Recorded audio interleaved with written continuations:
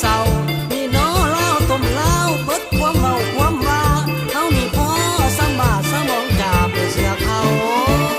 วันเสาร์ตอนเศร้ามือนี้เข้าพิธีบาสีสุกวนเครื่องกระจายดังมาหวนหวนเสียงคนมวนคืนนี้งานดอง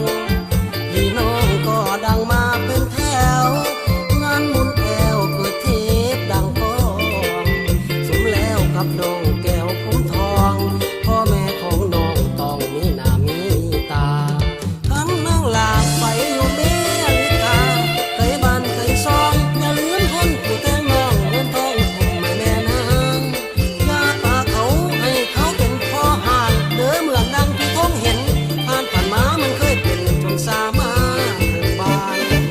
เพิ่นนั้นก็เป็นสายเหมือนกันขอให้ยืดมันจงรักจริงจากใจน้องอย่าเห็นแก่เพียงเงินดอนอย่าไปถึงบอนอเมริกาแดนไกลถึงอยู่ยากหรือลำบากเพียงใดบอกว่าฮักเต็มใจให้แต่ความปานีเพิ่นหักบ่เหมือนดังอายนี่หัก